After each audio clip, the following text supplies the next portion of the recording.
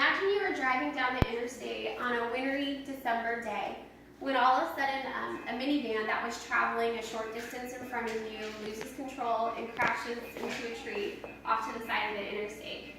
You pull over to the shoulder and you rush to go see if you can help the people. As you approach the vehicle, you see 2 deployed airbags and 2 adults in the front that are kind of dazed and confused, but they don't seem to have any serious injuries. Then all of a sudden you hear a faint cry from the back. That's when you notice there are 2 car seats. As you make your way to the back, the child that is crying appears to have a broken leg but doesn't have any life-threatening injuries. And that's when you make the sudden realization that the second child hasn't made it. The only difference between these 2 children is the one child was correctly buckled into their car seat and the other one wasn't. And you're probably thinking, geez, what a depressing way to start a presentation. But the harsh reality is that so many caretakers do not properly restrain the children into their car seat. According to Safe Seat for Kids, 3 out of every 4 children are not properly restrained in the car seat. Many of these parents and caretakers of children have no idea that they're not doing the correct thing. However, there are many of them that know the rules, they know the regulations, but they still choose to ignore all the warnings, which is really scary. According to SafeKids.org, founded by Dr. Marty Eichenberg of the Children's National Health System, road injuries are the leading cause of unintentional deaths in children in the United States. Correctly used car seats can reduce that risk by 71%. And that's huge. That's a huge number. My use of this gut-wrenching story is to get you to listen. And I hope I have your attention now because I'm going to demonstrate the proper way to restrain your child into a car seat. First, I want to mention, according to the American Academy of Pediatrics, infants should ride rear-facing until they reach the height and weight allowed for the car seat manufacturer's recommendation. However, I will be using Carter. Carter, can you see that? Carter is 6 years old and he's 38 pounds, so he exceeds the rear-facing limits. You want to sit back down? And we're going to be using the Even Flow Chase Select car seat, which is a 5-point forward-facing car seat. And the first thing you want to do when picking out a car seat, well, I want to mention first that it's not recommended to purchase a pre-owned car seat because you don't know if that car seat has been involved in any motor vehicle accidents, and if it has been, that means that it's considered unsafe. If you do choose to buy a pre-owned car seat, you need to look at the expiration date. They do have an expiration date, and they're usually located, stay back up, baby, I'm sorry, located on the back of the car seat, like right here in this little white tag. They usually are always on the back, and this one expires in the year 2022, so it's considered safe.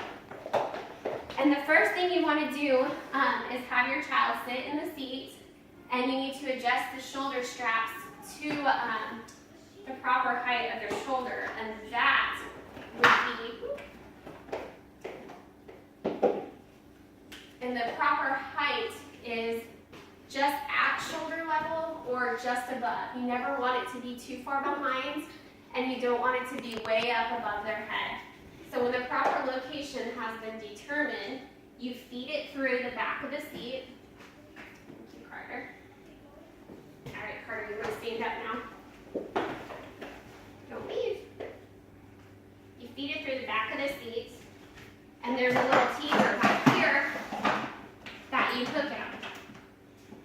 Once you hook it onto this little teether, make sure you tug on it to ensure that it is secure, and sit back down. And next you will determine the proper crotch strap location. And the crotch strap should be as closest to the child as possible, but never underneath their bottom. Once you determine the correct location, you slide it in, and again, give it a tug to make sure it's in the proper location. Once the shoulder strap or the crotch strap are in the proper location, you want to then slide the strap over each shoulder. We'll go loosen this up. And you want to first buckle at the crotch.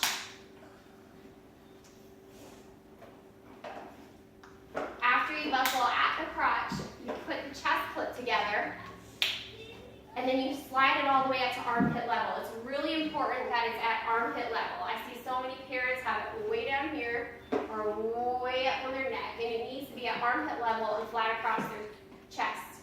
The next step is to pull it tight. And once it is pulled tight, you need to make sure there is not too much slack. And what you should do is try to pinch it. If you can pinch it, there's too much slack. So this is how your kid should look when they're properly strapped in their car seat. And I want to hit on something real quick. I see so many people put their children in winter coats. That's a big no-no. Your child can be ejected from their car seat because there's too much room between the child and the straps. If they are cold, you can put a little fleece pullover on them. Maybe put a hat on them. And if they're still cold, you can slide their arms through once they are already buckled in their car seat. Just never have any extra big bulky material in between the child and the car seat. So again, I just want to hit on the important notes, and that is always check for the expiration date. Make sure the shoulder straps are at or just above shoulder level. The crotch strap needs to be as close to the child as possible, but not underneath their bottom. The chest clip should be at armpit level, and never use big bulky material. I know a lot of people say that's a lot, that seems like too much work, but isn't that work worth your child's life? Thank you for listening.